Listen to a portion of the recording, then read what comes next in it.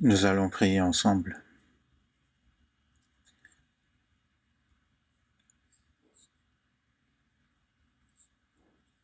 Dieu notre Père qui est saint et qui nous aime,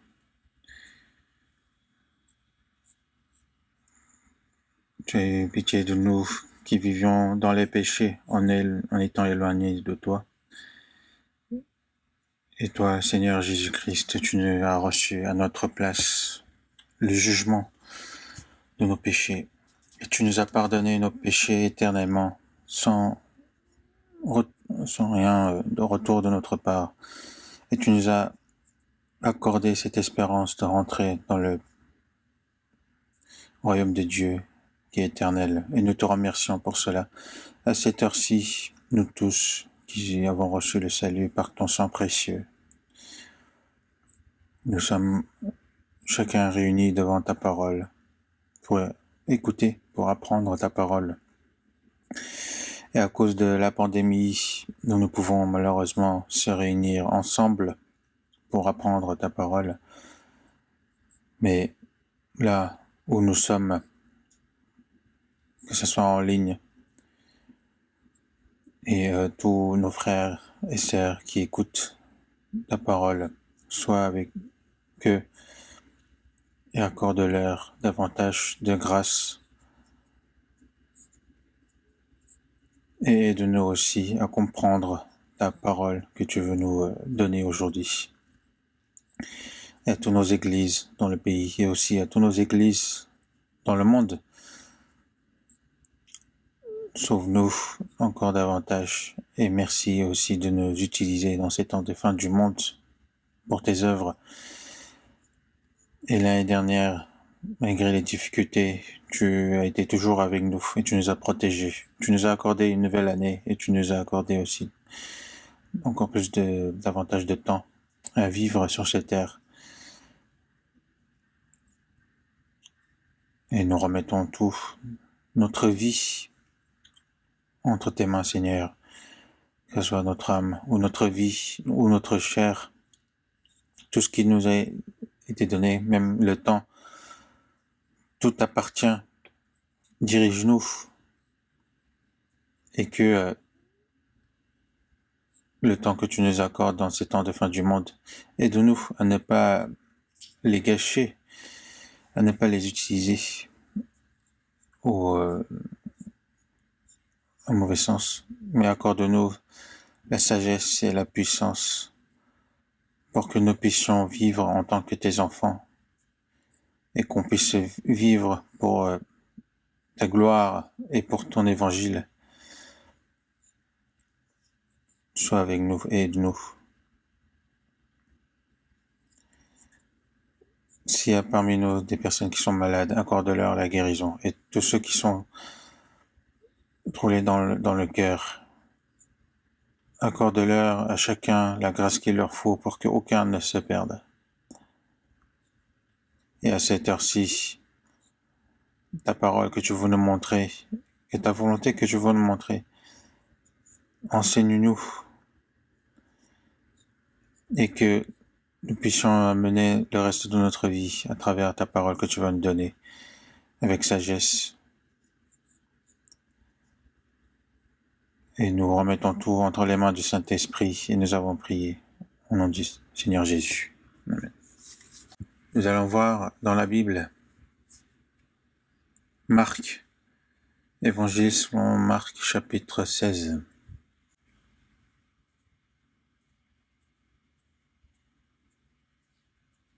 Marc chapitre 16, verset 15.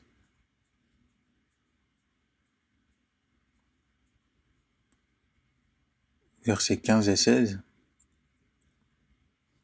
Marc chapitre 16, versets 15 et 16. Puis il leur dit, allez par tout le monde et prêchez la bonne nouvelle à toute la création. Celui qui croira et qui sera baptisé sera sauvé, mais celui qui ne croira pas sera condamné.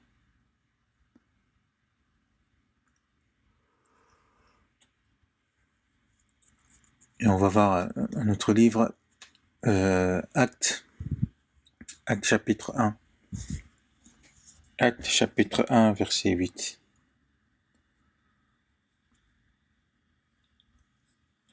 Mais vous recevrez une puissance, le Saint-Esprit survenant sur vous, et vous serez mes témoins à Jérusalem, dans toute la Judée, dans la Samarie et jusqu'aux extrémités de la terre.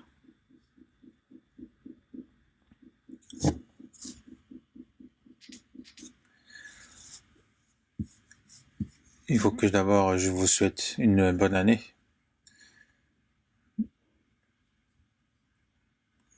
Je vous saluer pour cette nouvelle année. Vous avez déjà souhaité bonne année. En tout cas, soyez en bonne santé dans cette nouvelle année et recevez beaucoup de bénédictions de la part de Dieu. Et nous, les chrétiens,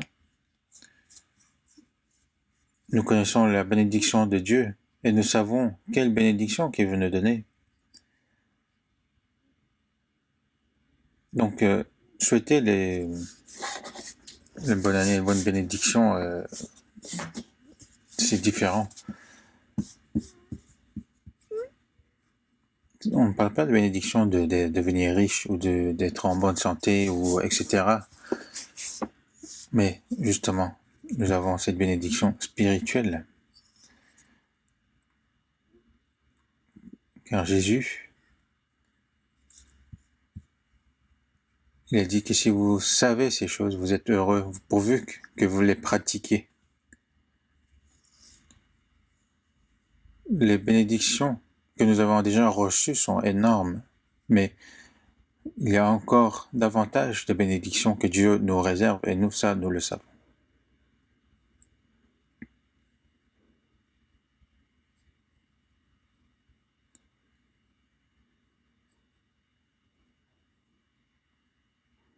Et cette bénédiction de rentrer dans le royaume de Dieu, il est dit, alors que l'on va dire à ceux qui sont, venez vous, qui êtes bénis de mon Père, prenez possession du royaume qui vous a été préparé dès la fondation du monde. Donc, en cette nouvelle année, j'espère que ce sera une année où nous pourrions justement recevoir davantage de grâce et de bénédictions de la part de Dieu. Donc, nous avons passé une année, nous l'avons reçu une nouvelle année. Nous ne savons pas combien de temps qui nous est réservé, mais nous savons très bien que nous sommes vraiment vers la fin. Et en ces temps de la fin, Dieu nous enseignera comment il faudra que nous comportions justement dans ces moments. Aujourd'hui, c'est le dernier jour de la retraite et aussi le commencement de nouvelle année. Et à travers justement ces versets que nous avons vus, puis il leur dit, allez par tout le monde et prêchez la bonne nouvelle à toute la création, que vous serez mes témoins jusqu'aux extrémités de la terre. En réfléchissant justement sur ces versets, nous allons voir justement la mission du monde. À chaque année, je parle de la même chose, mais je ne peux que parler de la même chose. Parce qu'il n'y a pas autre chose qui est plus important que ça.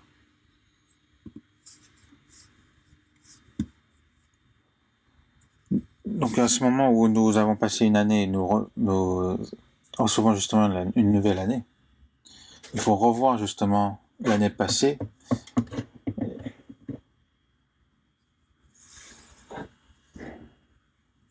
Et il faut aussi voir quel serait le plan de Dieu en cette nouvelle année.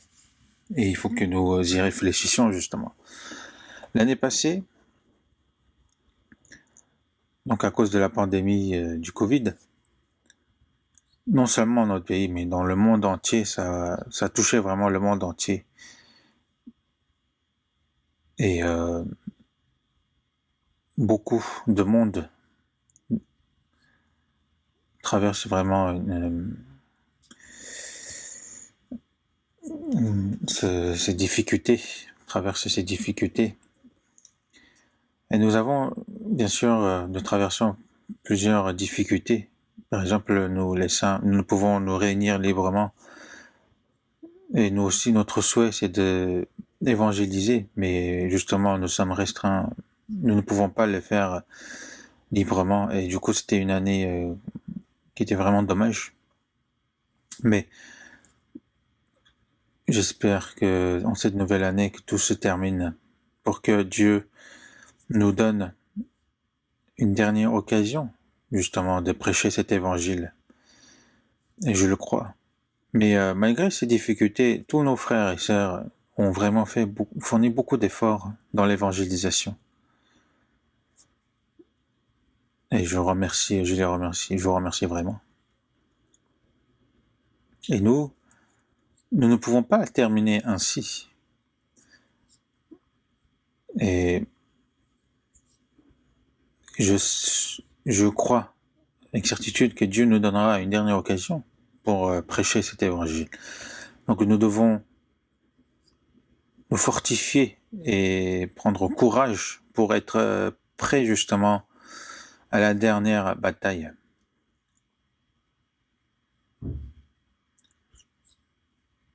Celui qui participe à la guerre,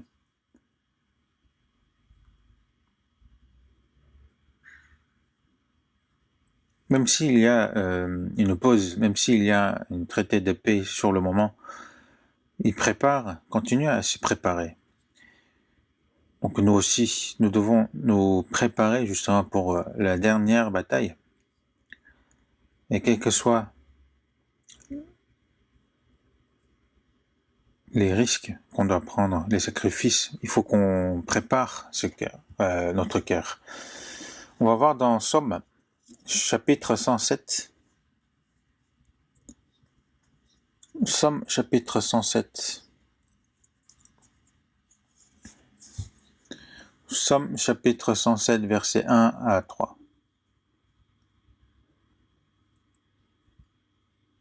Je vais vous lire. Louez l'Éternel, car il est bon, car sa miséricorde dure à toujours. Qu'ainsi disent les rachetés de l'Éternel, ceux qu'il a délivrés de la main de l'ennemi, et qu'il a rassemblés de tous les pays de l'Orient et de l'Occident, du Nord et de la mer.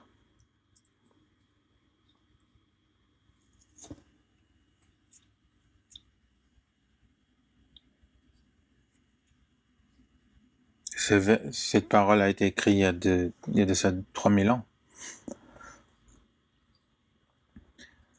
Mais je pense que c'est vraiment une parole qui est vraiment adaptée pour nous les chrétiens. Qu'ainsi disent les rachetés de l'Éternel, donc ceux qui sont sauvés. Qu'est-ce qu'il faut qu'ils disent?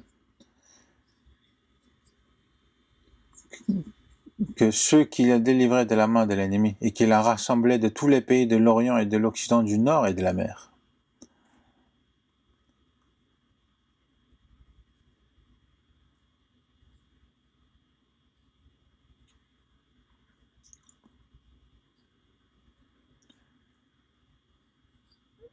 C'était dommage pour cette fois-ci, mais le prochain, à la retraite.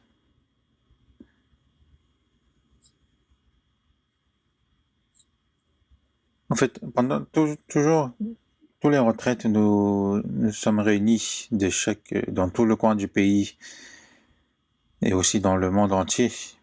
Mais même si nous ne pouvions nous réunir, nous avons tous le même cœur, nous avons reçu le même amour, nous avons le même objectif de la vie.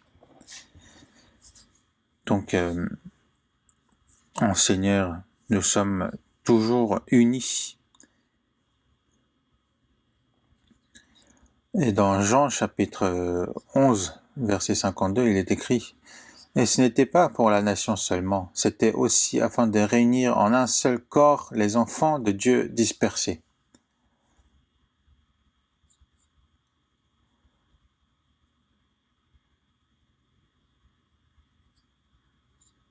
Alors que nous devons nous réunir, nous sommes dispersés, mais par la mort du Christ, nous sommes sauvés et il nous a réunis, nous qui étions dispersés. C'est Dieu qui nous sauve et aussi c'est Dieu qui nous rassemble de tout le coin. Il nous a sauvés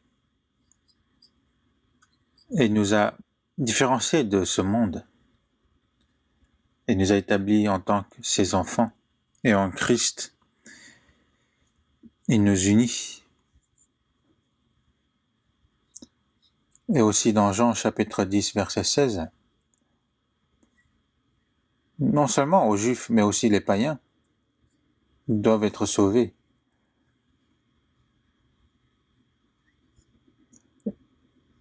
Et j'ai encore d'autres dervis et ne sont pas de cette bergerie.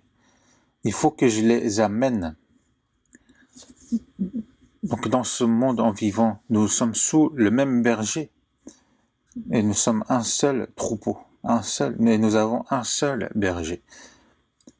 Et c'est Dieu qui le fait ainsi. Vous connaissez les Nations Unies.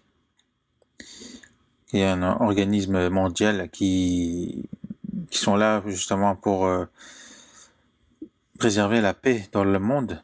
Les représentants de chaque pays se réunissent pour justement, pour parler, pour garder justement de la paix dans le monde.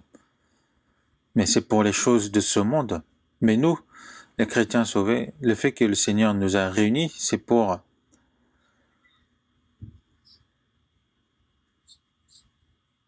parce que nous connaissons justement la volonté sainte de Dieu et pour que le royaume de Dieu s'accomplisse. Nous discutons, nous planifions justement. Et c'est pour ces raisons que justement Dieu nous réunit. Dieu nous a sauvés et nous a établis comme son peuple pour nous unifier en Christ.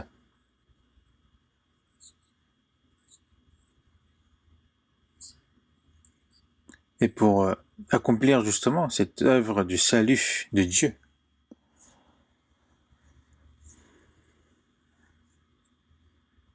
Et pour annoncer justement cette bonne nouvelle, l'évangile, pour que ceux qui sont ennemis de Dieu, pour leur annoncer justement la paix de Dieu, pour sauver les âmes qui sont perdues. C'est pour ces raisons que nous sommes réunis. Ce n'est pas seulement pour passer de bons temps. Si c'est le cas, ça n'a aucune utilité. Mais nous,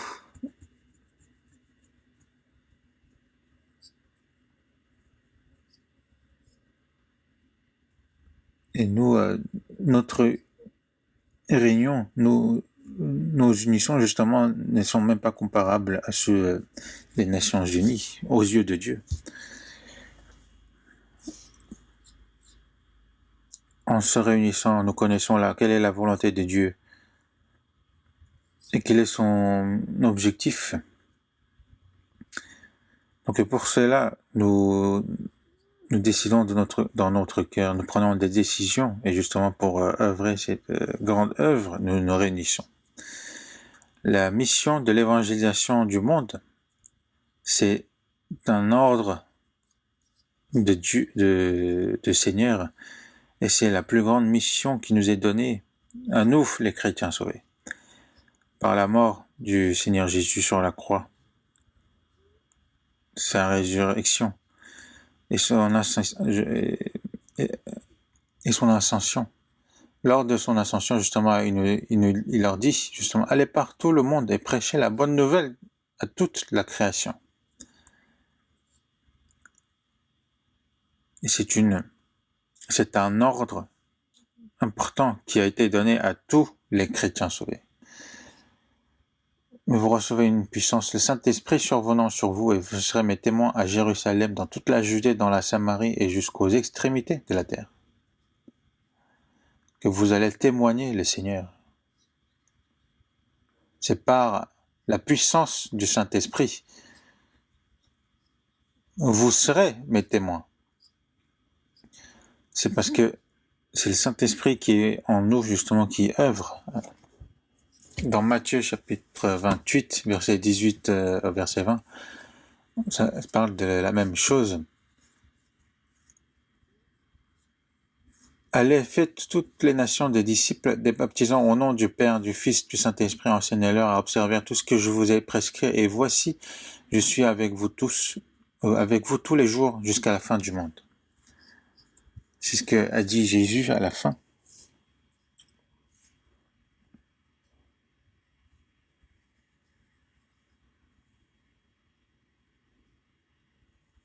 Et c'est toujours le mot de la fin qui est important.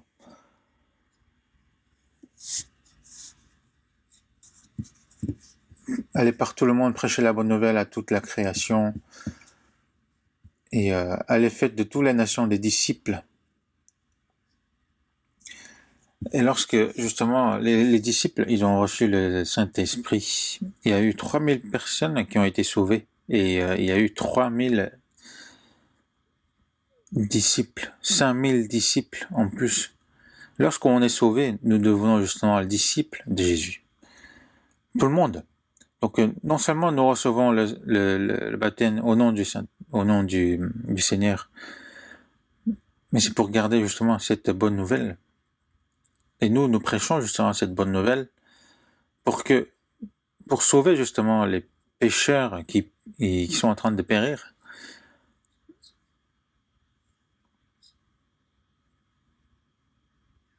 Et c'est ce que nous devons faire. Nous, les chrétiens sauvés, nous ne devons jamais oublier cette mission qui nous a été donnée. Le premier jour, j'ai parlé justement le Seigneur qui... j'ai parlé justement d'aimer le Seigneur qui arrivera bientôt.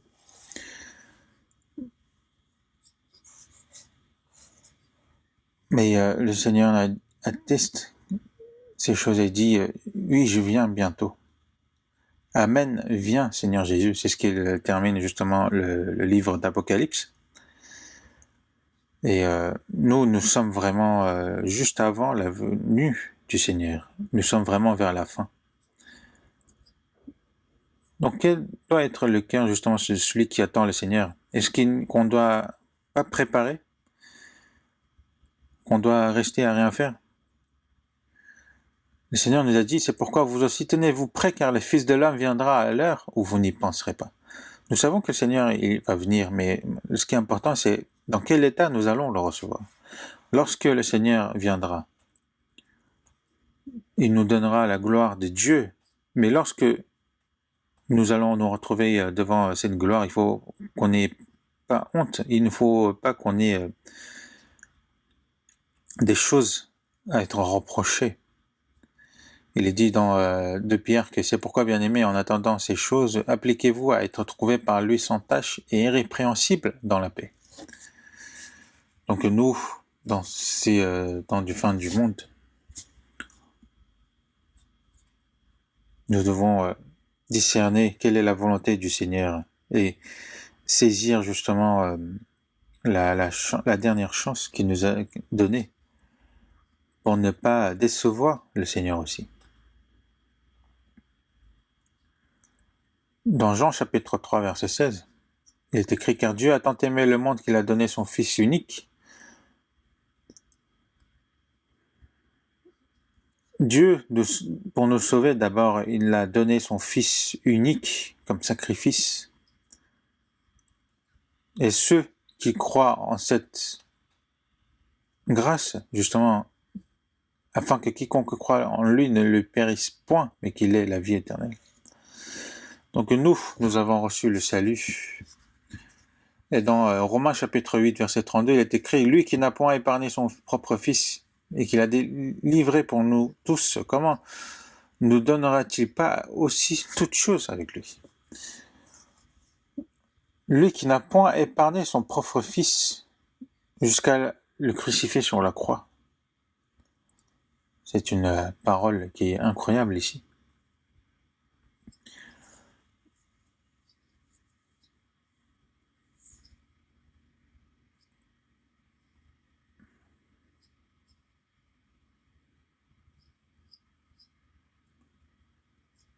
Est-ce que, par exemple, un homme puissant de ce monde, un homme riche, est-ce qu'il pourra donner son fils unique pour des pécheurs?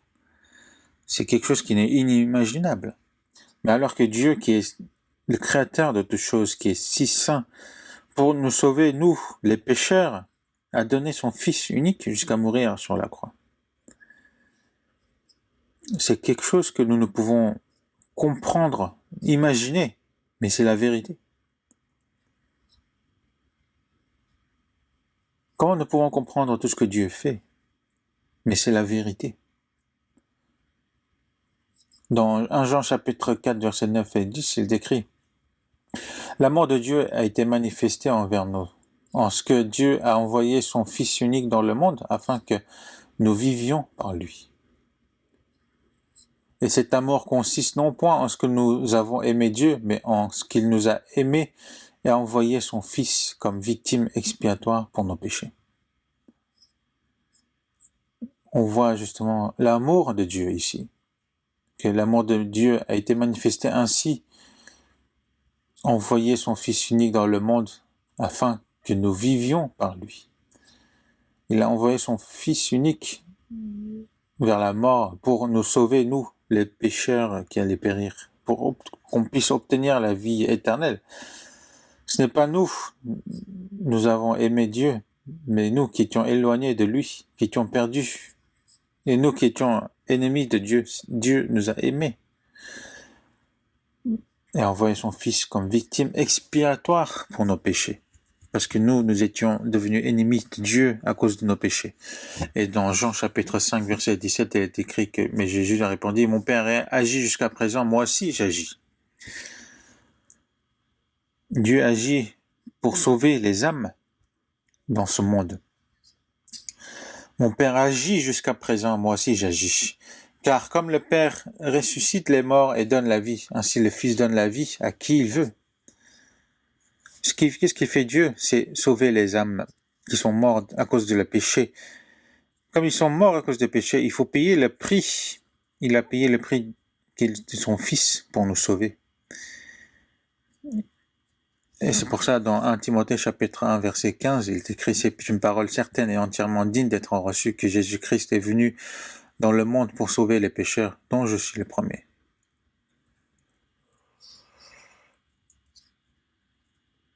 C'est une parole certaine et entièrement digne d'être reçue, que tout le monde doit recevoir, que Jésus-Christ est venu dans le monde pour sauver les pécheurs. Jésus est venu pour sauver les pécheurs, et dans 1 Timothée chapitre 2, verset 6, il décrit qu'il s'est donné lui-même en rançon pour tous. C'est là le témoignage rendu en son propre temps. Pour sauver le monde, il s'est donné lui-même en rançon. En rançon. C'est-à-dire,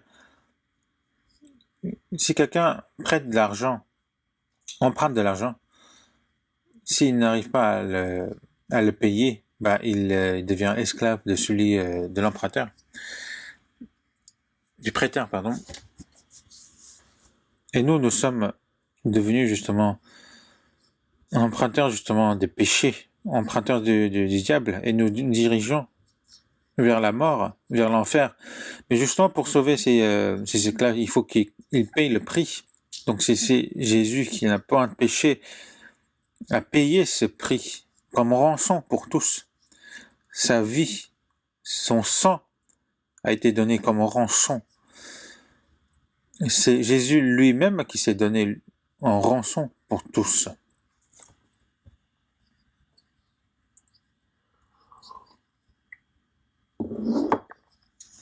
Dieu a envoyé son Fils comme missionnaire dans ce monde. Nous, dans l'Église, nous avons beaucoup de missionnaires qui sont envoyés dans le monde.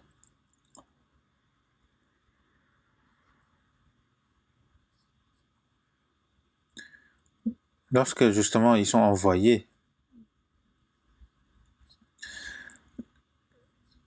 alors lorsqu'ils sont envoyés aussi dans les pays défavorisés, dans des endroits vraiment difficiles,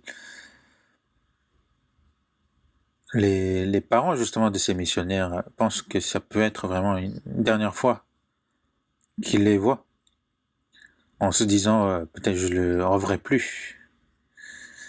Et certains parents justement disent empêche qu'ils partent. Mais les parents qui sont vraiment sauvés disent bien sûr je l'ai enfanté, j'ai fait grandir, mais ce n'est pas mon fils, c'est le serviteur de Dieu. C'est Dieu qui l'a établi comme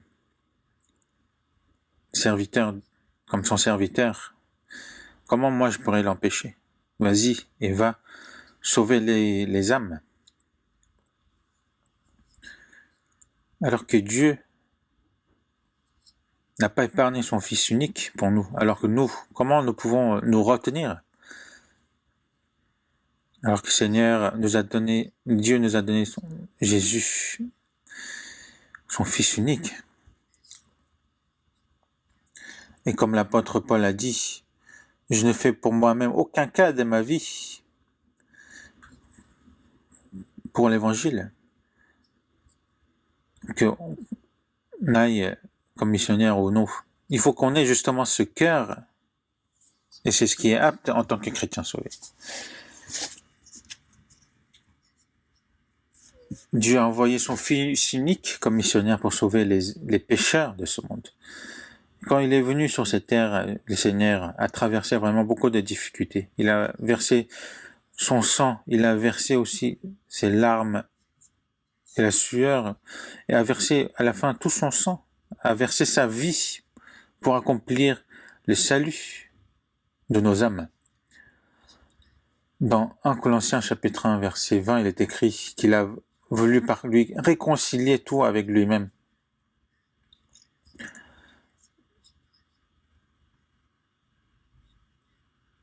Par le sang de sa croix, en faisant la paix par lui. Et dans 1 Jean chapitre 2 verset 2, il est lui-même une victime expiatoire pour nos péchés. Non seulement pour les nôtres, mais aussi pour ceux du monde entier. Non seulement pour nous qui le croyons, mais pour le monde entier, pour le péché du monde entier, il est devenu une victime expiatoire. Donc, justement, cette paix de la croix, nous devons annoncer, crier justement à voix haute cette bonne nouvelle. Et dans Actes chapitre 10 verset 36, il a envoyé la parole aux fils d'Israël en leur annonçant la paix par Jésus-Christ qui est le Seigneur de tous. En leur annonçant la paix par Jésus-Christ qui est le Seigneur de tous.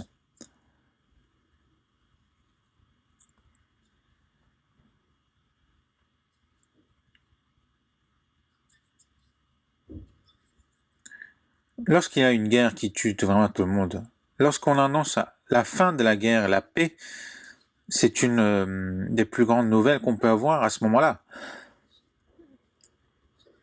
Mais nous, les pécheurs, justement, nous devions périr en enfer. Lorsqu'on nous annonce qu'il y a la paix avec Dieu, c'est, n'est-ce pas, la plus grande nouvelle. C'est cette bonne nouvelle que nous annonçons. Dans Jean chapitre 20, 21 à 23, Jésus qui s'est ressuscité s'est montré aux disciples en leur disant « La paix soit avec vous comme le Père m'a envoyé, moi aussi je vous envoie. »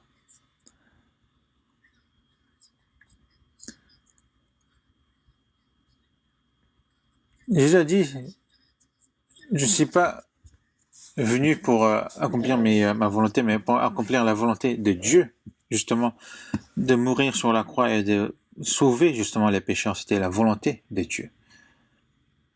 Que ta volonté soit faite. Pour que la volonté du Père se fasse, il s'est obéi jusqu'à la mort. Et après sa mort sur la croix, et ensuite par sa résurrection, il a accompli la volonté de Dieu.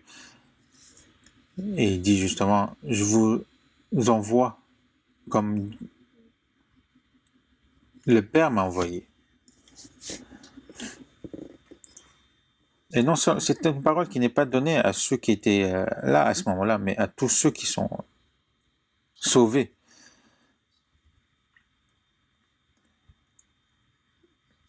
Après ces paroles, il souffla sur eux et leur dit, recevez le Saint-Esprit. Ceux qui vous pardonneraient les péchés, ils leur seront pardonnés. Et c'est ceux qui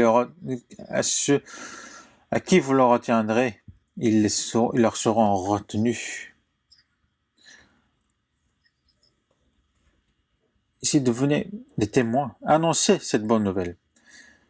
Ceux à qui vous pardonnerez les péchés, ils leur seront pardonnés. Dans le catholicisme, ils disent, vous vous êtes pardonnés. C'est le pape qui dit qu'il a ce pouvoir, justement, et qui a laissé ce pouvoir aux autres. Mais cela ne veut pas dire ça.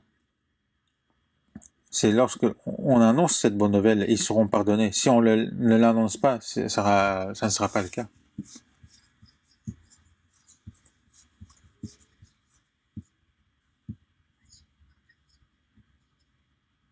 Et donc, justement, dans l'acte qui dit, il n'y a pas de quelqu'un qui n'annonce, comment nous pouvons le croire?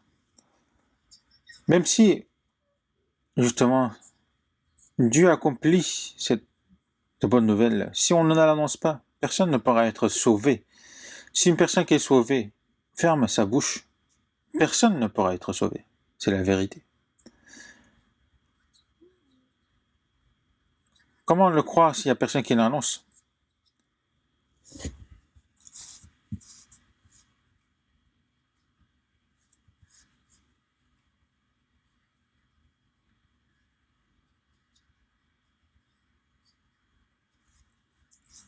Beaucoup se disant disciples de Jésus et qui annoncent en ayant la Bible dans la main. Mais lorsqu'on les écoute attentivement, il y a le sujet principal qui n'est pas traité, c'est-à-dire le salut des âmes. Pourquoi? Parce que ils sont pas dignes d'annoncer cette bonne nouvelle, parce qu'ils n'ont pas été envoyés. Le Seigneur n'envoie pas n'importe qui, il envoie ceux qui ont reçu le salut. Non seulement qui ont compris cette bonne nouvelle, qui ont reçu cette bonne nouvelle, mais qui ont reçu justement le Saint-Esprit, c'est eux que le Seigneur envoie. Il y a très longtemps, lorsque j'étais dans la ville de Yosu, j'avais vu un évangéliste d'une autre église, et me disait, pasteur,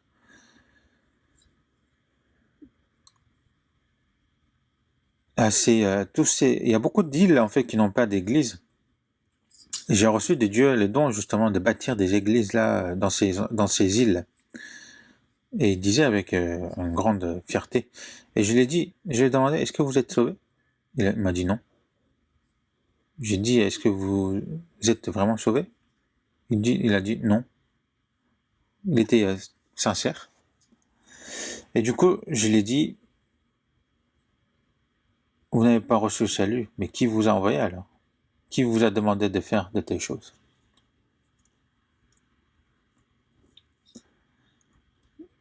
C'est juste du héroïsme, de son propre courage. Il y a beaucoup de personnes comme ça.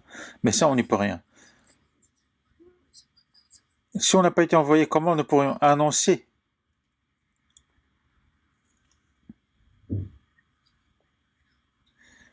Et dans Jérémie chapitre 23, verset 32, il est écrit, j'en veux à ceux qui protègent des songes faux, qui les racontent et qui égarent mon peuple.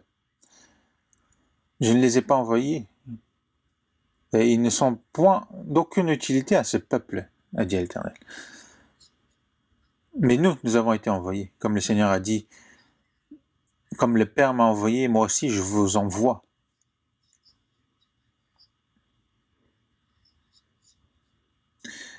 Et nous sommes tous missionnaires.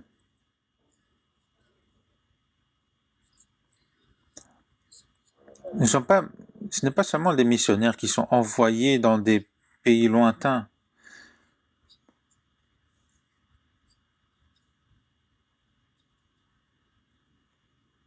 Et nous avons beaucoup d'âmes à sauver autour de nous. Et nous avons justement reçu cette mission qui est vraiment le très, très important. Mais par la mort du Seigneur Jésus-Christ, il nous a accompli la paix. La paix. Et ça, c'est ça qu'il faut qu'on annonce.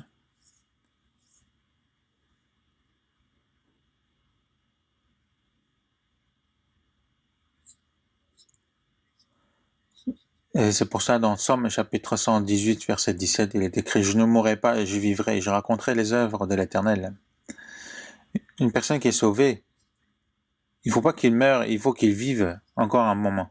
Parfois, je salue en disant « Soyez en bonne santé, vivez longtemps. » Et lorsqu'ils entendent, ils sourient, parce que je leur dis de vivre longtemps. Mais je leur dis pas ça parce que pour qu'ils vivent bien dans ce monde, mais pour justement, pour l'évangile, pour qu'ils vivent pour l'évangile, pour accomplir justement cet objectif de la vie. Et pour cet objectif, nous devons vivre encore un moment, et nous devons vivre jusqu'à mourir. Que je vis pour le Seigneur, si je meurs, c'est pour le Seigneur. Que je vis ou je meurs, que j'appartiens au Seigneur.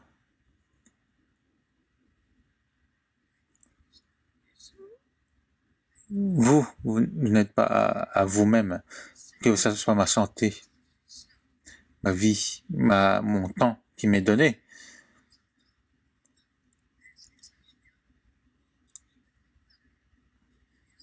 Ce n'est pas pour obtenir les choses terrestres que le Seigneur nous a envoyées. Regardez la vie de Jésus, regardez la vie de Pierre, regardez la vie de Paul, regardez la vie de tous les serviteurs de Dieu.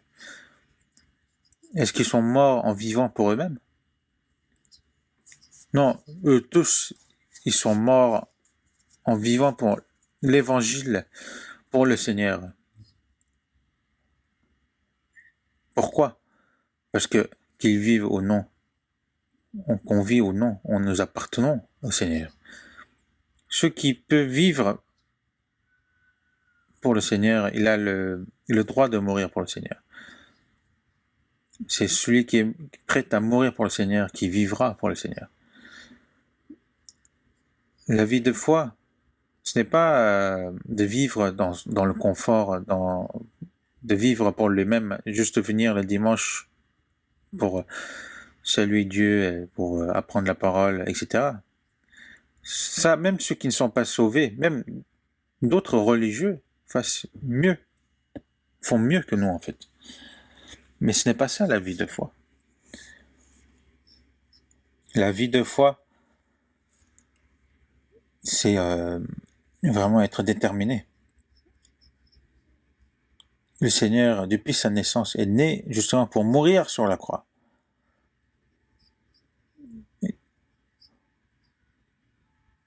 Les gens de ce monde naissent pour vivre quelques années et de mourir et de rentrer dans le tombeau. Mais nous, depuis que nous sommes sauvés, le reste de notre temps, ils sont là pour le Seigneur. Nous vivons pour le Seigneur et nous mourrons pour le Seigneur. Ce n'est pas beau de vivre ainsi? Nous vivons dans ce monde qui est vain, mais notre vie n'est pas vain.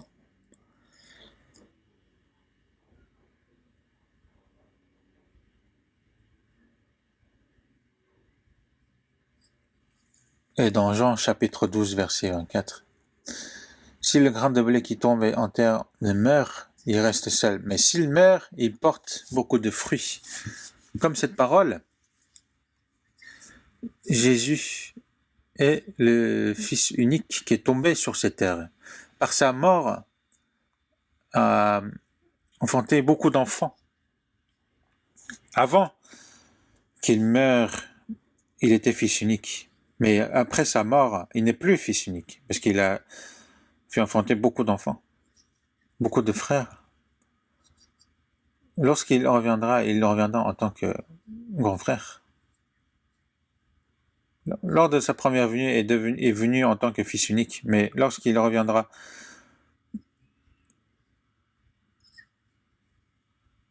il viendra en tant que l'aîné, que mon père qui est le vôtre, nous sommes frères.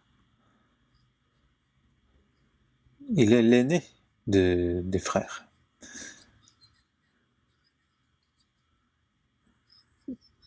Par ce grain de blé qui est tombé et qui porte beaucoup de fruits.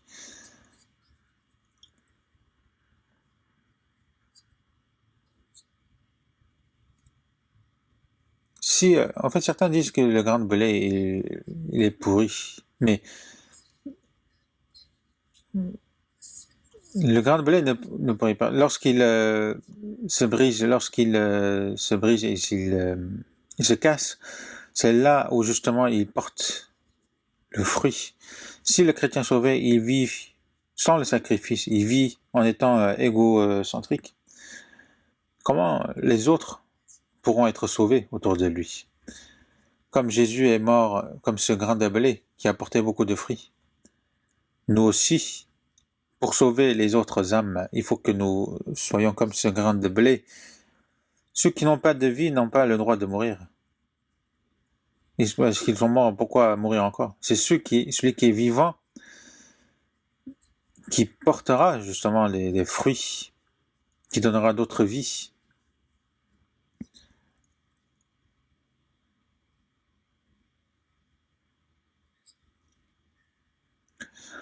C'est pour ça, maintenant, pour porter justement ces beaucoup de fruits, pour donner la vie aux autres, nous avons des choses à faire. Dans Romains chapitre 1, verset 16,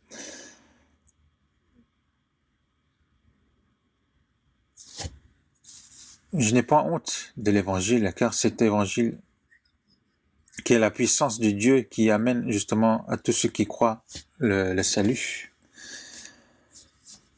Je n'ai pas honte de l'évangile. Parfois, certaines personnes ont honte justement de l'évangile.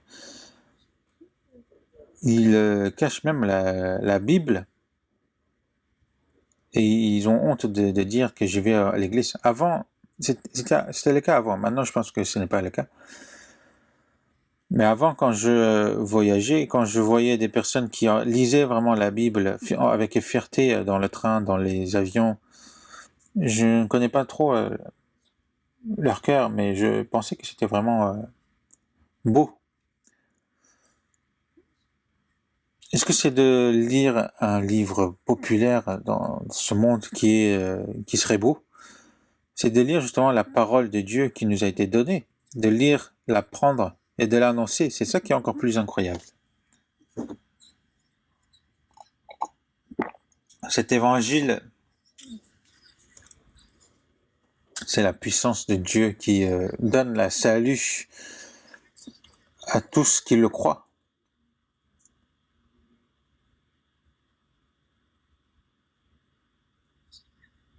La vie donne la vie à d'autres, que ce soit les végétaux, les animaux. La vie produit d'autres vies.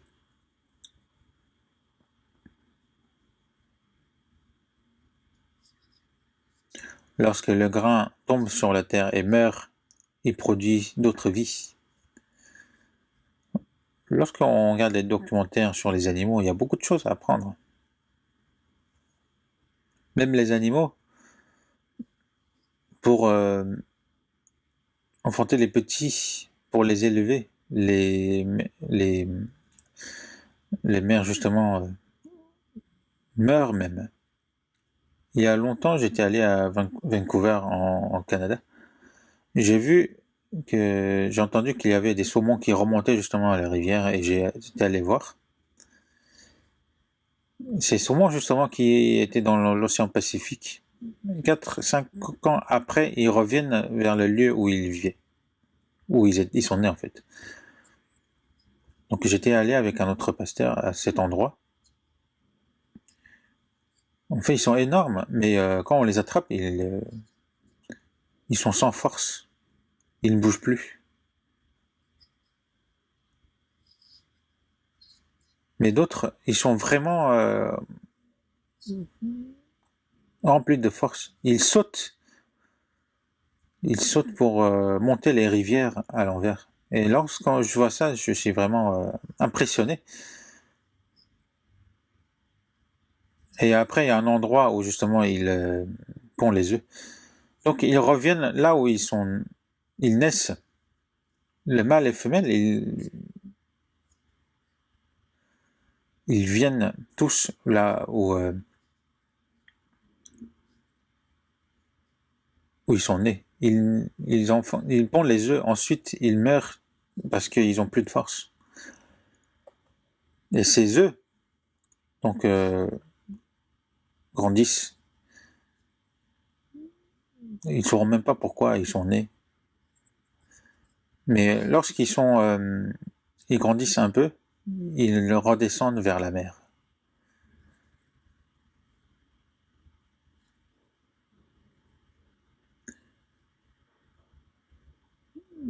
On m'a dit que c'était sur 100, genre une seule qui revient vers le lieu où il est né. Mais lorsqu'on demande aux hommes de le faire ainsi, est-ce qu'ils le feront? Ces poissons, c'est Dieu qui leur a dit de faire ça. Que c'est hier ou avant-hier. Parce que moi, quand j'ai le temps, je regarde vraiment les documentaires sur les animaux. Donc c'est une tortue de la mer qui revient vers le lieu où il est né. Il creuse le sable et ensuite il pond les œufs. Il pond à peu près 1000 œufs.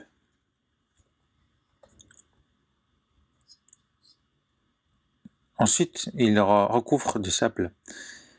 Et grâce à la chaleur, justement, apparemment, si ça tient le 37 degrés, ça devient des femelles. Si c'est un peu moins, ça devient des mâles, apparemment. Et justement, ces œufs qui ont fécondé, justement, les petits, justement, sortent de ces œufs et sortent et vont se diriger vers la mer. Et une de ces 1000 œufs qui est fécondée, justement, revient à l'endroit où ils sont nés pour répandre les œufs.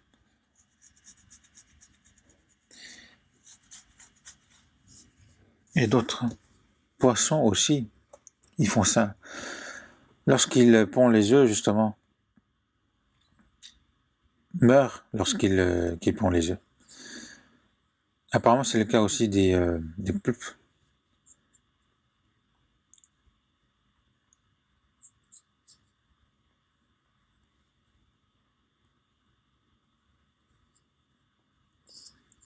Et justement, il y a des poissons femelles qui pondent les œufs et le mâle, justement, qui garde les œufs, qui garde face aux ennemis de nuit et jour.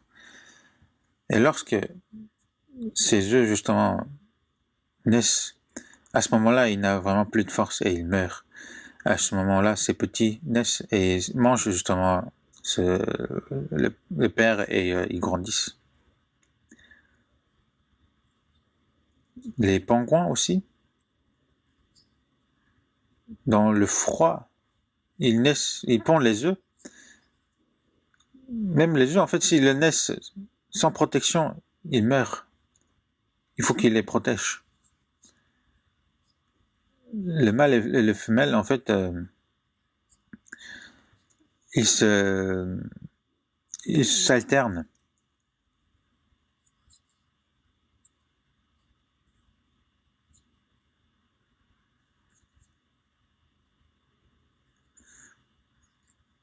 Et ils font vraiment beaucoup d'efforts pour faire grandir les œufs. Et le petit aussi qui naît, si il le laisse tout seul, il mourra de froid. Donc il les garde en eux, que ce soit 1 mois ou 2 mois. Même les animaux, pour élever les petits, ils risquent même la mort. Mais nous, les chrétiens, qu'est-ce que nous devons faire pour produire d'autres vies, pour faire naître d'autres vies, pour diriger les personnes vers la parole de Dieu. Il est normal pour nous de sacrifier notre vie. C'est le cœur que Dieu nous a donné. Si ce n'est pas le cas, c'est d'en prendre la règle de la vie.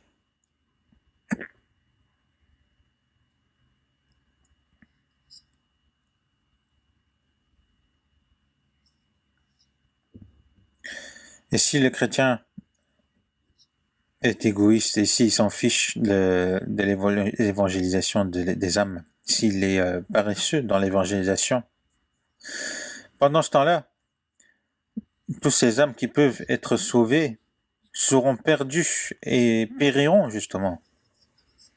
Et ils sont en train de périr, et ça, il ne faut pas l'oublier.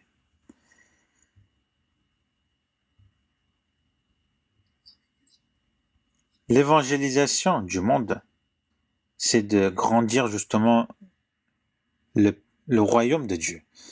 Dans Matthieu chapitre 6, verset 10, que ton règne vienne et que ta volonté soit faite sur la terre comme au ciel. Mais le royaume de Dieu, c'est en nous qu'ils accomplissent. Le royaume de Dieu qu'on ne voit pas, c'est lorsqu'on est sauvé, comme écrit dans 1 Pierre chapitre 2, verset 9.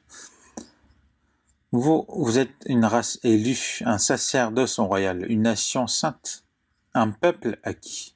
Nous sommes le peuple de Dieu. Nous sommes le royaume de Dieu. Lorsque nous sommes sauvés, nous sommes le royaume de Dieu. Le royaume a besoin du territoire, de la population. Et bien sûr, la royauté appartient à Dieu. Et justement sur cette terre, c'est le peuple qui sont en train de préparer. Un royaume sans peuple, quel intérêt? Cherchez d'abord son royaume et sa volonté.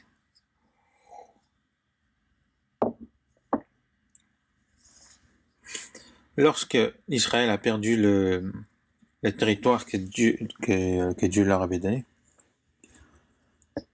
pendant 2000 ans, ils étaient écrasés par d'autres. Ils sont revenus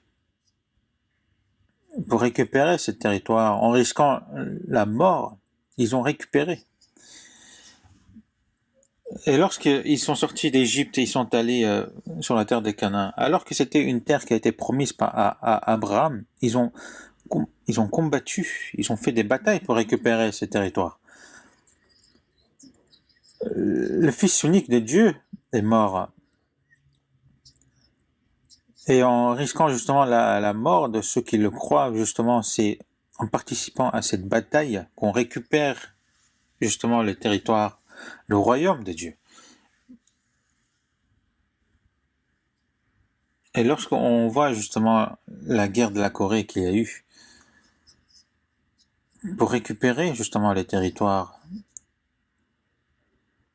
ils combattaient vraiment à la mort. Il y avait vraiment des cadavres comme des montagnes.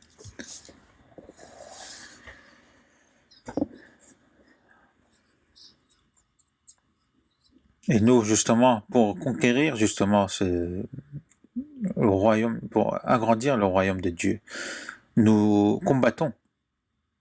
Et cette guerre n'a point d'armistice. Notre pays, donc ou aussi d'autres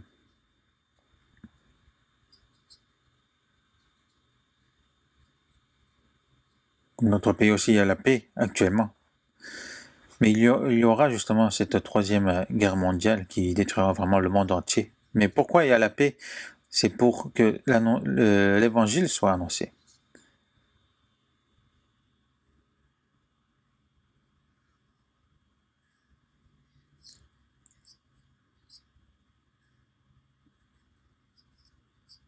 C'est pour justement garder la paix qu'ils combattent, qu'ils font la guerre aussi. Mais lorsqu'il y a la guerre, justement, toute la population entre en mode bataille. ils ont point le temps de se disputer entre eux. Il faut qu'ils combattent.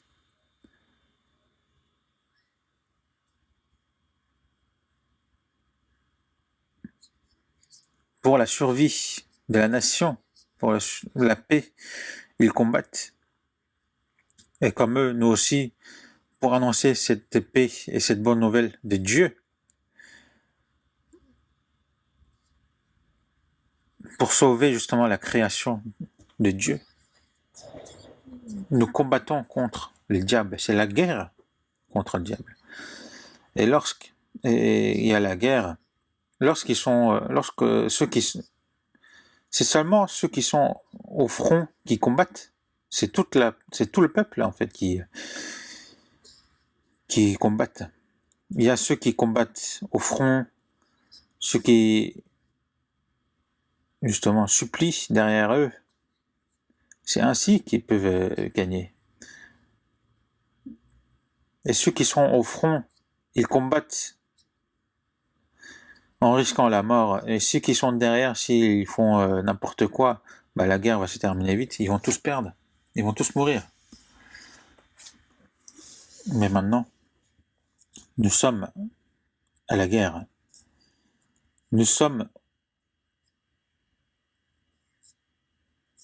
Il y a certains justement qui sont au front, qui combattent au front, et d'autres qui sont derrière et qui les supplient.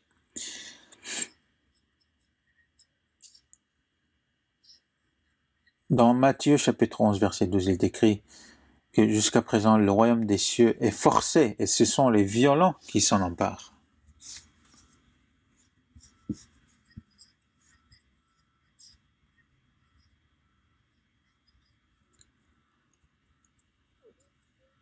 C'est de conquérir, il faut conquérir le territoire.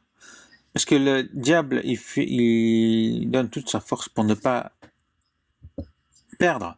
Parce que le diable sait qu'il va aller en enfer. Lui, il ne veut pas aller seul en enfer. C'est pour ça qu'il fait tous ses efforts pour ramener d'autres âmes en enfer. Il les tente par tous les moyens. Et même à ceux qui croient en Dieu, il essaye de les faire périr par des mensonges. Et aussi il durcit les cœurs des hommes pour qu'ils ne croient pas en Dieu, pour qu'ils ne soient pas sauvés. Et dans Luc chapitre 8 verset 12, ce sont qui entendent que le diable vient et enlève de leur cœur la parole de peur qu'ils ne croient et soient sauvés. Ils entendent, mais ça reste dans leur tête, ça ne descend pas encore dans leur cœur. Et à ce moment-là, le diable a peur qu'il soit sauvé, et du coup, il prend la parole qui est en lui. Et dans 2 Corinthiens chapitre 4 verset 4, il est écrit « Pour les incrédules dont le Dieu de ce siècle a aveuglé l'intelligence, afin qu'ils ne vissent pas briller la splendeur de l'évangile de gloire de Christ, qui est l'image de Dieu. » Comme par exemple dans la Corée du Nord, qui font en sorte, qui perturbent les signaux justement pour qu'ils ne voient pas d'autres chaînes du monde. Donc ils perturbent justement le cœur de ceux qui ne croient pas pour qu'ils ne visent pas briller la splendeur de l'évangile.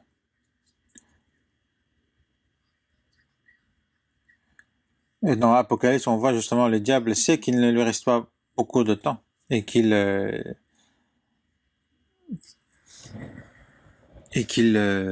fait tous ses efforts.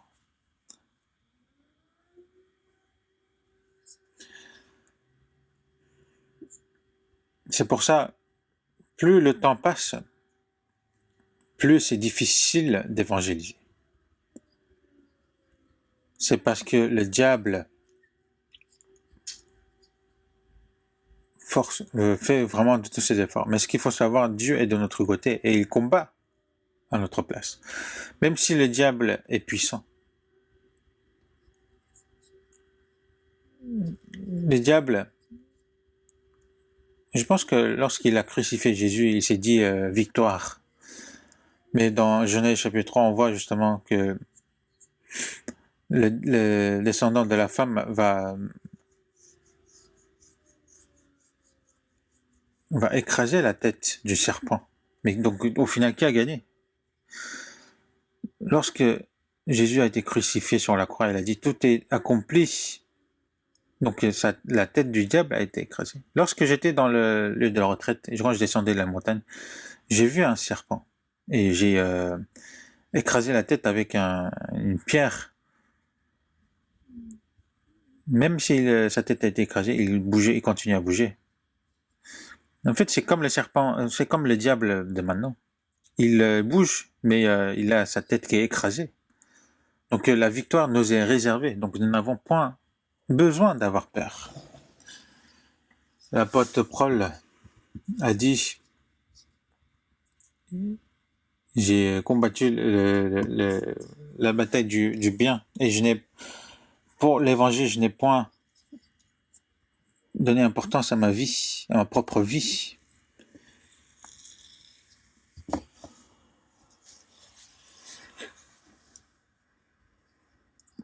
Et en fait, j'ai pensé qu'en voyant l'apôtre Paul, je me suis dit, mais pourquoi Dieu n'a pas donné encore plus d'occasion à l'apôtre Paul pour qu'il évangélise plus?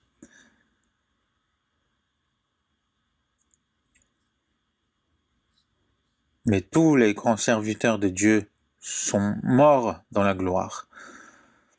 Pierre a été crucifié à l'envers. Thomas a été tué, rué du cou.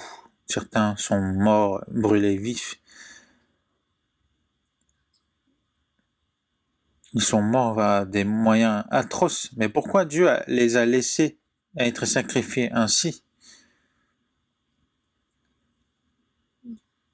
Il a montré le chemin de la croix pour qu'on le suive. Que l'apôtre Paul, pour l'évangile, je reçois vraiment des afflictions, mais je ne fais pas attention à cela. Mais grâce à ça, justement, beaucoup d'autres annoncent l'évangile avec courage.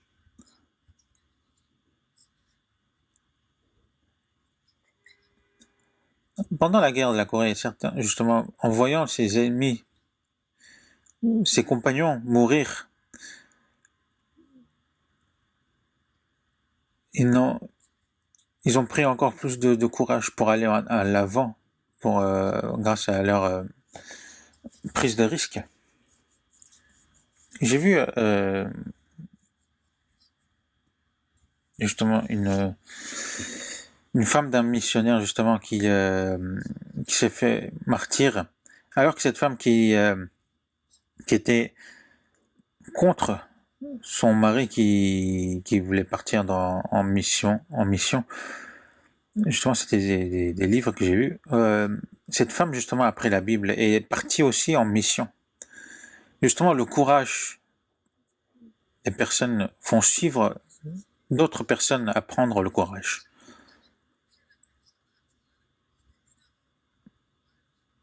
Où est-ce qu'il y a d'autres personnes qui ont vécu pour Dieu, qui ont vécu pour lui-même? Ils sont morts justement pour le Seigneur. Et nous, pourquoi nous ne pouvons pas faire comme eux? Nous le pouvons. Dans 2 Corinthiens chapitre 6, versets 1 et 2, l'apôtre Paul dit que puisque nous travaillons avec Dieu, nous vous exhortons à ne pas recevoir la grâce de Dieu en vain. Car il dit, au temps favorable, je t'ai exaucé, au jour du salut, je t'ai secouru. Voici maintenant le temps favorable, voici maintenant le jour du salut. Ce temps favorable passera. Il y aura le temps de tribulation qui arrive. Et nous nous retrouvons justement au dernier moment. Avant que la colère et le jugement de Dieu apparaissent, le temps de patience de Dieu va se terminer bientôt. Et en ces temps du fin, il faut que nous y allions dans tous les endroits où Dieu nous permet, justement, nous ouvre la porte de l'évangélisation. Il faut que nous annonçons cette bonne nouvelle. Nous ne pouvons pas plus retarder. Il faut que nous prenions courage encore plus. C'était lors de la retraite d'hiver en 2007 que nous étions déterminés à évangéliser dans le monde entier. Et ça fait déjà 14 ans que c'est passé. Et regardez le résultat. Dans le monde, dans 77 pays, il y a 780 églises dans le monde, selon le rapport ici. Et je ne sais pas combien d'occasions Dieu nous donnera encore, mais c'est sûr qu'il nous donnera encore d'occasions. Par rapport à ce nous avons accompli, il y a encore plus de choses à faire. Et nous avons fourni beaucoup d'efforts jusqu'à présent. Et l'année dernière aussi. À cause du coronavirus, nous avons dû faire face à beaucoup de difficultés. Mais ce que je remercie vraiment tous les frères et sœurs, c'est qu'ils n'ont pas reculé. Ils ont vraiment beaucoup fait d'efforts pour être dans la parole, dans la communion, que ce soit en ligne. Ils ont fait beaucoup de dons. Et ils ont participé justement pour la mission à l'étranger. Alors, même lors des difficultés, il y a beaucoup qui sont sauvés. Parce que Dieu œuvre à travers nous et nous ne reculons pas. Et toutes les églises, justement, qui sont vraiment que nous aidons, justement, font beaucoup d'efforts aussi. Et justement,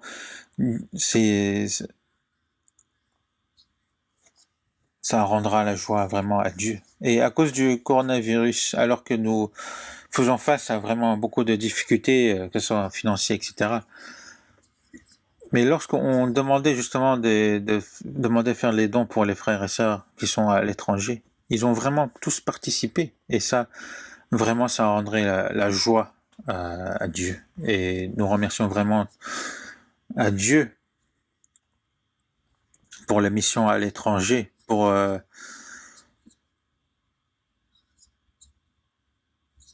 il y a aussi des missionnaires et leurs familles, justement, et aussi des missionnaires locaux qui sont volontaires, justement, pour participer à cette évangélisation.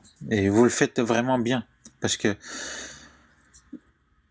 je crois, j'ai la foi que Dieu nous confie, justement, cette mission de l'évangélisation mondiale, et nous sommes les derniers sprinteurs. Et justement, ces apôtres du première église, beaucoup vraiment ont risqué la mort. Ils sont morts justement pour cet évangile, pour que cet évangile soit propagé dans le monde entier. Et nous sommes les derniers sprinteurs et nous devons agir comme ces saints de première église. Il faut que nous finissions bien. Alors que ça a commencé si bien, si nous le terminons mal, ça serait pas bien. Nous devons agir et nous devons faire comme ceux des saints, justement, des premières églises. Nous devons fournir tous nos efforts. Et pour dire justement que nous aussi, nous avons participé à cette bataille sainte. Quand les autres partent à la guerre, comment moi je pourrais être dans la paix? Comment je pourrais me reposer? Alors qu'il y a des personnes qui combattent dans la guerre, qui versent son sang. Moi, je ne peux pas. Il faut savoir que si vous ne prêchez pas l'évangile, c'est un péché.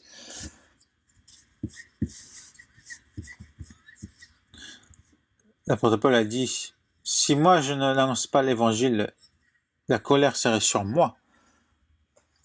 Si je n'annonce pas l'évangile, il y aura la colère sur moi. Et dans Jacques chapitre 4, verset 17, celui donc qui sait faire ce qui est bien et qui ne le fait pas commet un péché. Dans ce monde, est-ce qu'il y a d'autres choses qui est encore plus bien que d'annoncer l'évangile? ceux qui ne sont pas sauvés, c'est de faire des choses mal qui est de commettre des péchés. Mais nous, pour nous, c'est qui est un péché, c'est de ce qu'on sait, ce que c'est de faire le bien. Mais si on ne le fait pas, c'est ça commettre un péché. Dans Proverbes chapitre 24, verset 11, il est écrit: délivre ceux qu'on traîne à la mort, ceux qu'on va égorger, sauve-les. Ne laisse pas tomber les personnes qui sont traînées vers l'enfer. Même si toi tu dis, ah moi je ne savais pas, mais comment celui qui sonde le cœur ne le saura pas? Celui qui pèse les cœurs ne le voit-il pas? Comment nous pourrons dire qu'on ne savait pas? Dieu sonde les cœurs. Et Dieu rendra à chacun selon ses œuvres.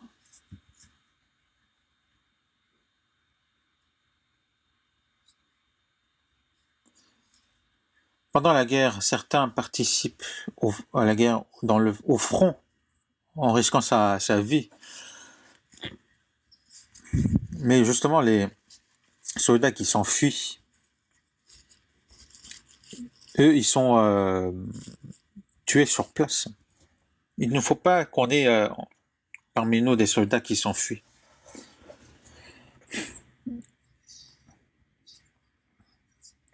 Alors qu'il y a une personne, par exemple, qui est atteinte d'une maladie mortelle, mais alors que le traitement est facile, si on a juste à lui donner le médicament, en plus on peut le donner gratuitement, si on ne le donne pas, ça serait un péché dans le cœur.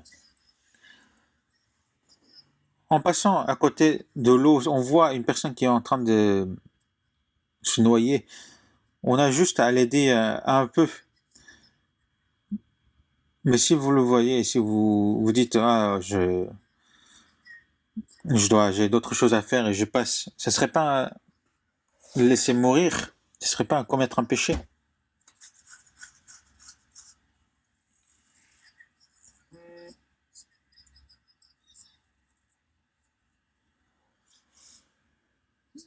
Si vous voyez pas quelqu'un qui est en train de mourir de faim à côté de vous, vous n'allez pas lui acheter un pain.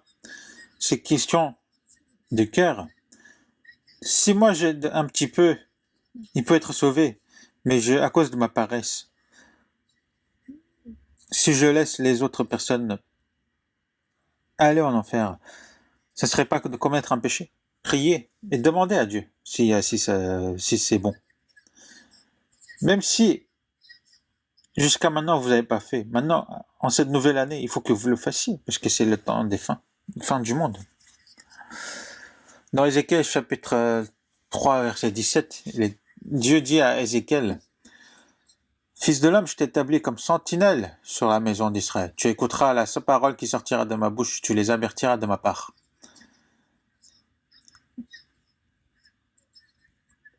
Si le sentinelle, en voyant ses ennemis qui arrivent, s'il ne sonne pas la trompette,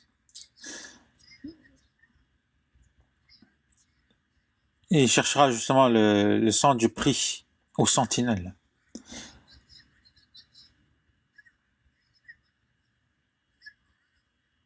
Donc cela signifie qu'ils écoutent ou non, toi tu dois annoncer. Qu'ils écoutent ou non, nous, ce qu'on doit faire, c'est d'annoncer. Il faut savoir que ne pas évangéliser, c'est commettre un péché. À cause du Covid, nous ne voyons vraiment pas la fin. Beaucoup meurent à cause de ce virus. Et nous attendons que le vaccin arrive. Mais nous ne savons pas encore si ce vaccin peut vraiment sauver. Ou encore, s'il y aura d'autres virus qui seront encore plus graves que ce Covid.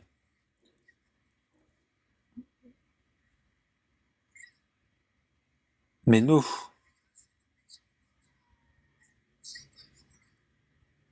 n'avons pas de vaccin qui peut en nous justement qui combat ces maladies. Mais nous avons en nous ces virus, ces vaccins justement de régler justement le problème des péchés. De cette bonne nouvelle, nous devons les propager.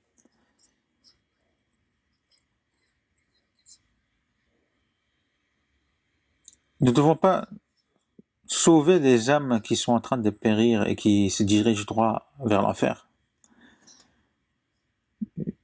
Celui qui croit ne périra point. Et nous avons encore des choses à faire pour la mission de l'évangélisation du monde. Et je vais vous en parler quelques-uns. D'abord, il faut s'efforcer de garder l'unité parmi les saints, parce que seul on peut rien faire. Comme dans Éphésiens chapitre 3 verset 20, il est écrit « Or, celui qui peut faire par la puissance qui agit en nous, infiniment au-delà de tout ce que nous demandons ou pensons. »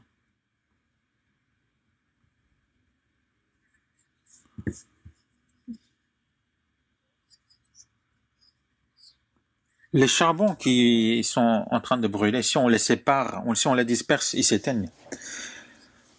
Mais les charbons, quand ils sont unis, ils sont ensemble, ils produisent du feu.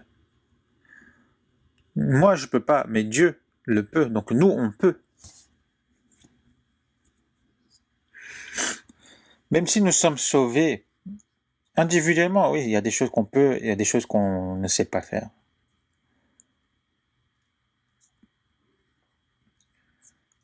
J'ai vu quelqu'un qui avait écrit que c'était son expérience. Il s'est marié et il vivait avec sa femme, mais il a vu qu'après le mariage, qu'il y a des choses qui ne correspondaient pas du tout avec sa femme. Alors que lui, il était droitier, sa femme était gaucher.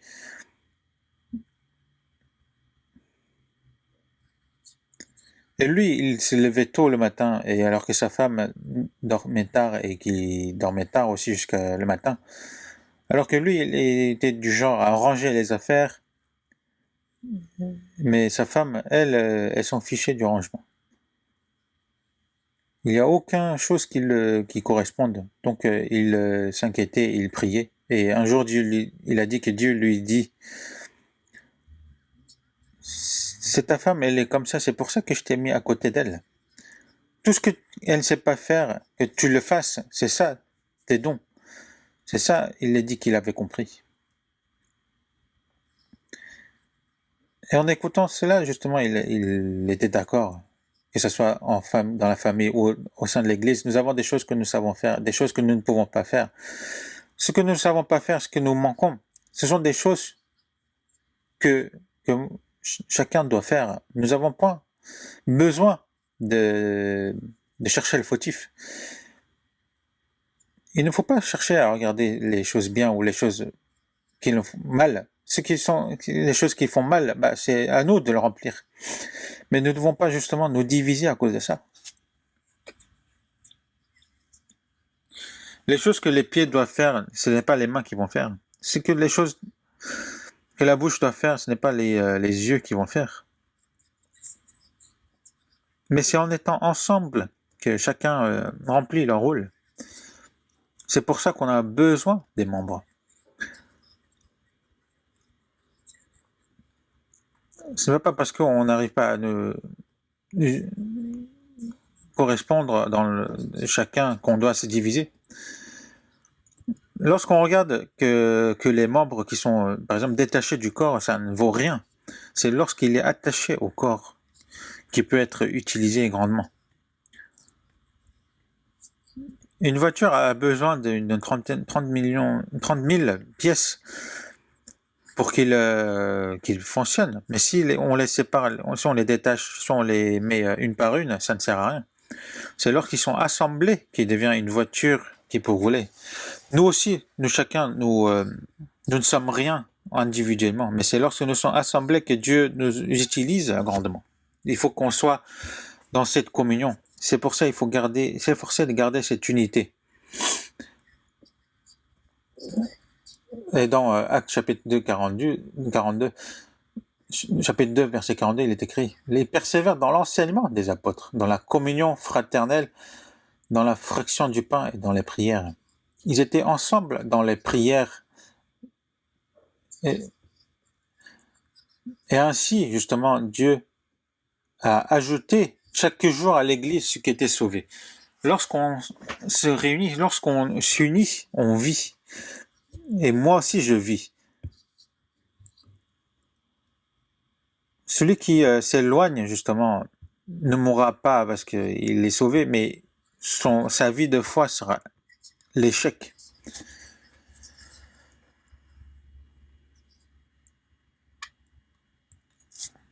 Et aussi, les âmes qui sont autour de lui mourront. Donc il faut qu'on s'unisse en Dieu.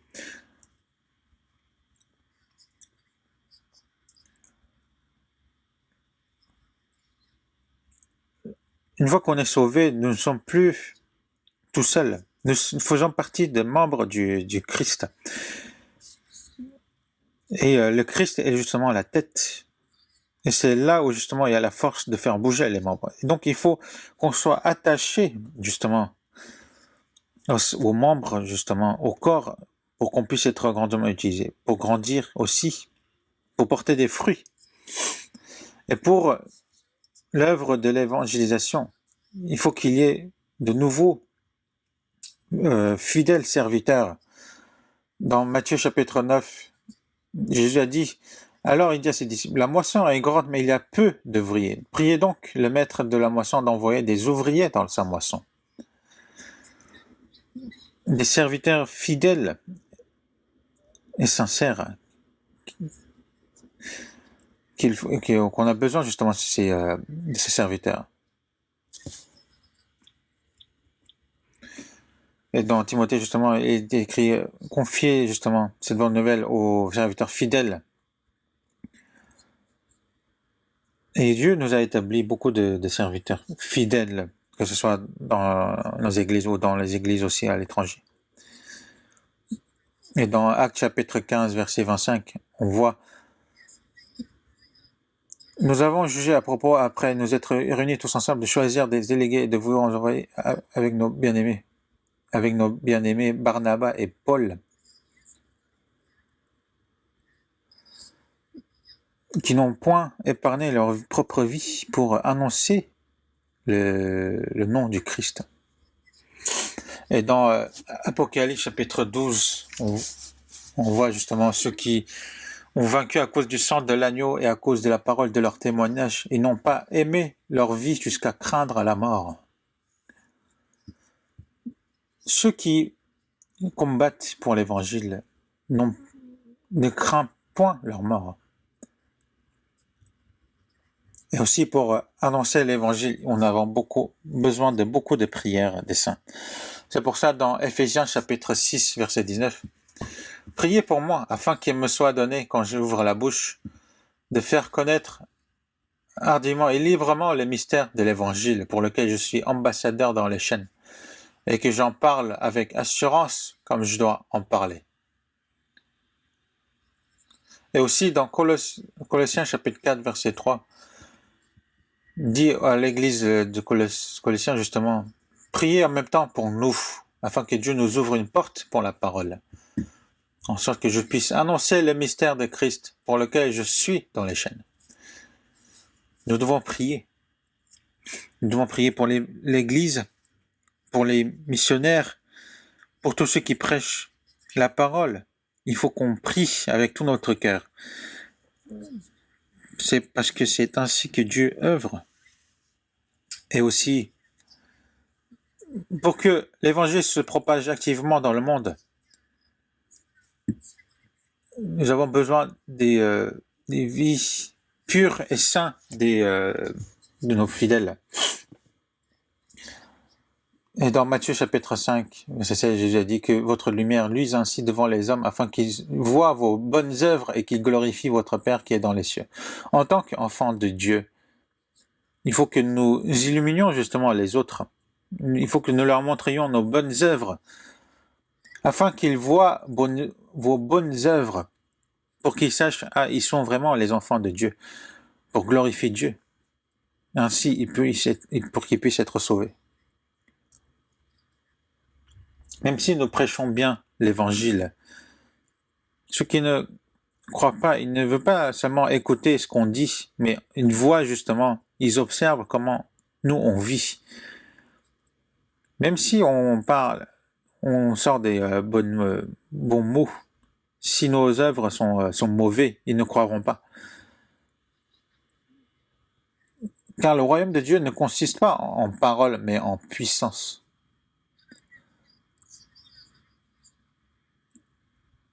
La puissance de Dieu se montre à travers ceux qui obéissent à la parole de Dieu. Même si quelqu'un parle bien, mais s'il n'obéit pas à Dieu, c'est comme si ces paroles ne vaut rien. Donc les bonnes œuvres du chrétien œuvrent à travers justement le salut des autres. Et ensuite, les sacrifices financiers ou les services justement des saints, c'est ce qu'on a besoin aussi. Dans Luc chapitre 16, verset 9, et moi je vous dis, pardon, faites-vous des amis avec les richesses injustes pour qu'ils vous reçoivent dans les tabernacles éternels, quand elles viendront à vous manquer. Avec les biens que nous possédons, nous devons faire des amis. Parce que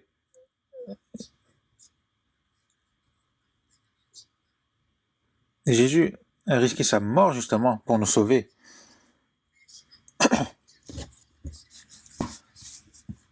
Pour annoncer l'évangile, justement, nous devons sacrifier tout ce que nous possédons. Et dans Proverbes chapitre 19, verset 6, beaucoup de gens flattent l'homme généreux et tous sont les amis de celui qui fait des présents. Des gens qui flattent l'homme généreux. Être généreux, c'est celui qui est généreux, qui donne aux autres. Et tous sont les amis de celui qui fait des présents. Et dans 1 Corinthiens chapitre 10, verset 33, l'apôtre Paul dit, de la même manière que moi aussi je m'efforce en toutes choses de complaire à tous, cherchant non mon avantage, mais celui du plus grand nombre, afin qu'ils soient sauvés. Que ce soit mon temps, mes biens, ma liberté, même si besoin, mon bonheur, je le sacrifie pour les autres, pour qu'ils puissent être sauvés. Parce que le salut des autres ne vient pas comme ça. Comme ce grain justement qui tombe et qui meurt, cela signifie un sacrifice. Le salut, l'éternité, les biens, le temps qui me sont donnés, ce n'est pas à moi, tout appartient à Dieu. Tout doit être consacré à Dieu et je ne peux pas les utiliser pour moi-même. Les chrétiens ne doivent pas consacrer leur temps ou leurs biens pour des choses qui sont vaines, qui n'ont pas intérêt. C'est comme si vous volez les biens de Dieu. C'est un péché.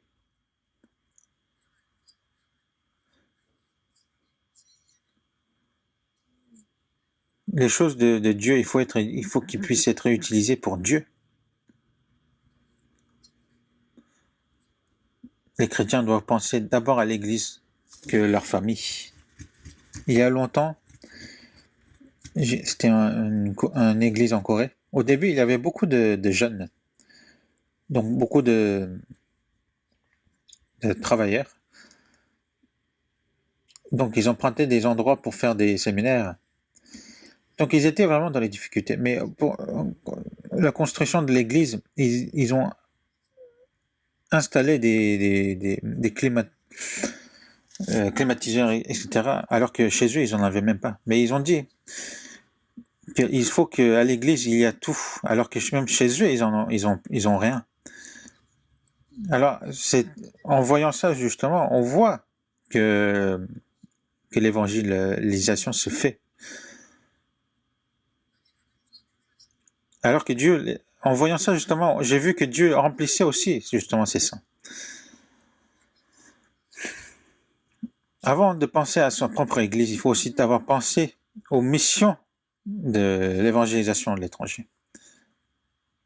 Alors qu'ils font tout pour l'évangélisation dans son Église, mais qu'ils font le minimum pour l'évangélisation du monde, c'est pas correct. Il ne faut pas que vous soyez radin justement pour l'évangélisation du monde. Maintenant, il faut utiliser le moins possible pour son propre Église, mais plus pour l'évangélisation du monde.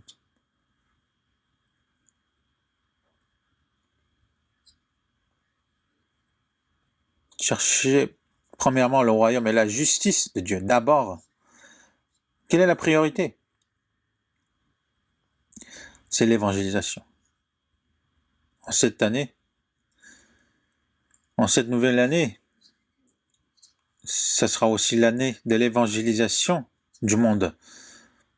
Et on doit vraiment tout donner. On est pendant la guerre. Pendant la guerre, il y a des personnes qui meurent, il y a des personnes qui se blessent. Et il y aura aussi des martyrs pour l'évangélisation. Nous devons vraiment tout donner, tout consacrer. Jusqu'à où? Jusqu'à obéir, jusqu'à mourir. Tout donner pour l'évangélisation. Pour accomplir justement cette mission de l'évangélisation que Dieu nous a confiée. Pour qu'à la fin, nous puissions dire que nous avons participé à cette bataille sainte. En disant que j'ai accompli vraiment ma mission. Les soldats, ils leur sont confiés des missions en particulier, spéciales. Par exemple, j'aime beaucoup ce genre de film, en fait, qui vont vraiment dans le camp adverse,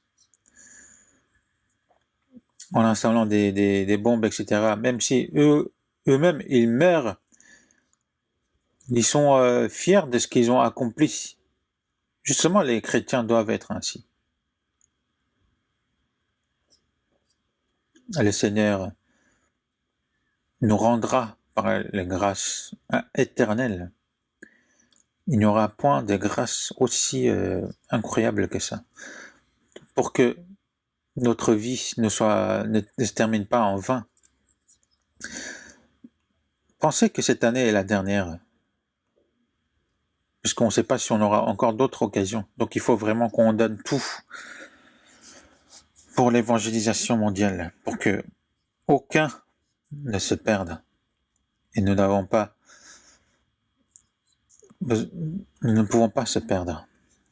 Donc on va prier ensemble. Dieu notre Père qui est rempli de grâce.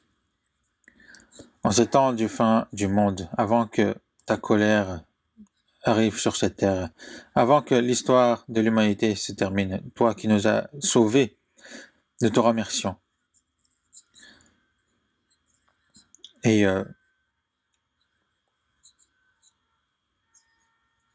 toi qui nous fais vivre pour tes œuvres, et toi qui nous as confié cette mission de l'évangélisation, nous te remercions. Et aide-nous à être remplis davantage d'amour et de puissance pour que nous puissions accomplir justement cette mission de l'évangélisation. Tiens-nous par ta main et utilise-nous selon ta volonté pour que, non seulement dans notre pays, mais dans le monde entier, que ton évangile se propage, qu'il y ait d'autres églises qui soient bâties.